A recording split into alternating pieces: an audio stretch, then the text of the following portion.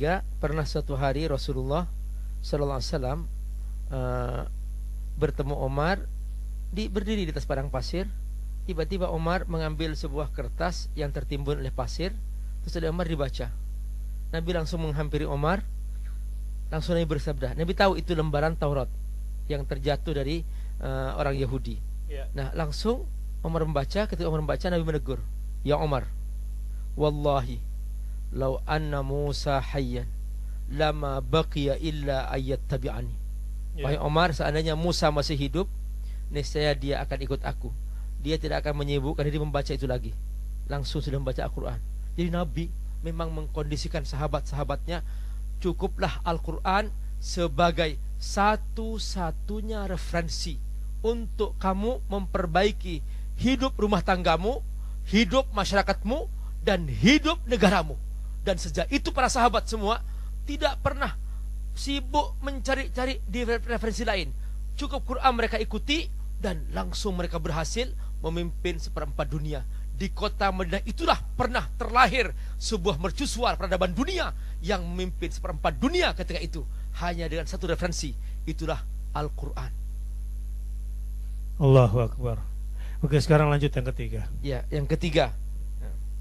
Kenapa dikatakan Alkitab dengan definitif ini, alif lam? Innahu jami'un liman hajillah likulli bashar bikhilafil kutub as-sabiqah fa innaha mukhtassah liqaumin khas. Jadi ini adalah mencakup semua pedoman hidup yang dibutuhkan oleh setiap manusia di seluruh belahan bumi di setiap zaman. Berbeda dengan kitab terdahulu, itu hanya untuk zaman tertentu dan untuk kaum tertentu. Ini makna Alkitab. Saya bayangkan nih, kalau dari definisi yang ketiga, saya masuk ke perpustakaan. Ya. Pak, saya mau cari buku yang isinya semua karya terbaik orang-orang masa depan yang belum lahir. Iya. Penulisnya belum lahir, tapi saya mau best of the best seller books-nya itu di masa depan nanti. Saya mau baca sekarang. Kira-kira petugas perpustakaannya bilang apa sama saya? Gila kamu ya. Karena kamu mau baca buku terbaik bestseller masa depan terpercaya, orangnya belum lahir, mau dibaca buku hari ini. Iya.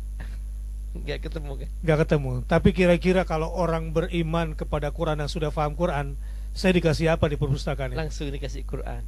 Langsung dikasih Quran. Ya, inilah buku yang berlaku sejak zaman dahulu sampai masa depan. Sampai masa depan. Iya. Allahu Akbar.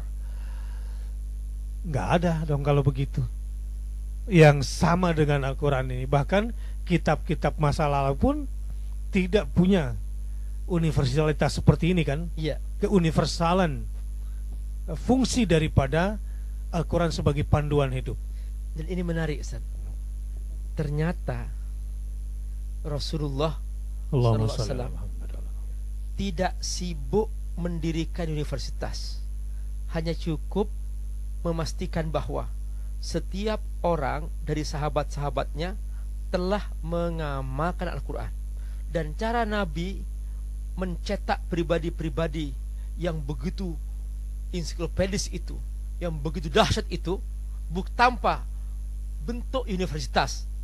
Ternyata hanya cukup dengan setiap hari mereka pastikan bahwa tidak boleh melewati 10 ayat kecuali engkau sudah tadabburi, engkau sudah pahami maknanya, dan engkau sudah hafalkan, dan engkau sudah amalkan. Begitu ternyata proses ini dilaksanakan oleh para sahabat, itulah generasi pertama yang terbaik umat ini. Jilun Qur'aniyun faridun. Generasi luar biasa. Mereka adalah melampaui tamatan universitas. Luar biasa. Pendidikan sebuah lembaga padang pasir jauh dari kemodernan, jauh dari pengetahuan. Bahkan ada di sebuah lingkungan yang sangat-sangat berkubang stagnasi. Lumpur-lumpur pengetahuan, sampah-sampah ilmu. Tetapi hanya dengan kitab ini. Benar. Luar biasa ya.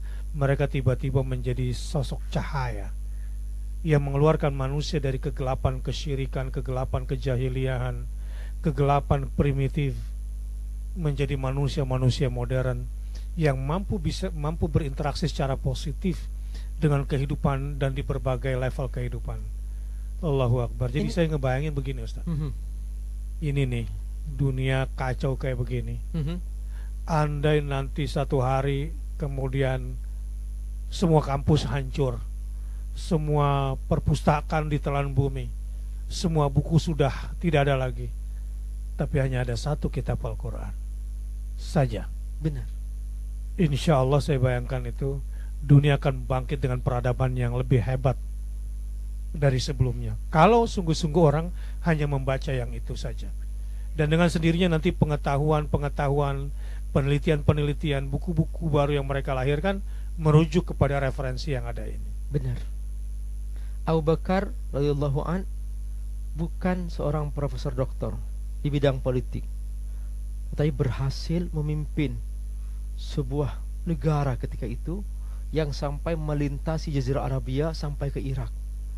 Dan Omar juga bukan profesor doktor di bidang politik, tapi berhasil ketika itu memimpin sebuah kepemimpinan yang dahsyat sampai terus melintasi Afrika, terus masuk ke berbagai wilayah di Babilonia dan sebagainya, Irak yang sekarang disebut dengan Irak.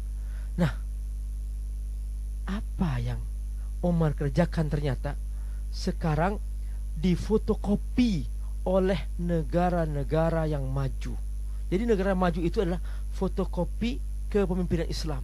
Misalnya, anak lahir ini sampai umur 5 tahun ditanggung oleh negara, dan mereka diberi tanggungan khusus dari negara. Di zaman Khalifah Omar telah menanggung ini anak baru lahir sampai umur 5 tahun. Dikopi semua peradaban Islam yang telah menjadi sebuah institusi ketika itu benar-benar di copy paste oleh mereka sekarang yang mengaku negara maju. Bahkan sekarang mereka masih mengakui bahwa buku Ibnu Sina itu diakui sebagai the Bible of Medical Sciences. Itu adalah merupakan buku suci dalam ilmu kedokteran. Dan sampai sekarang juga di sekolah-sekolah militer Amerika itu mereka buku pegangannya adalah strategi Khalid ibn Walid dalam perang. Itu masih dipakai oleh mereka. Jadi benar-benar ini yang umat Islam ini kehilangan peradaban ini. Dan sementara kita ingin nyontek ke mereka, padahal di dalam warisan intelektual kita sangat lengkap tentang keislaman yang luar biasa. Enggak berhenti kita kalau ngomongin ini nanti. Sekarang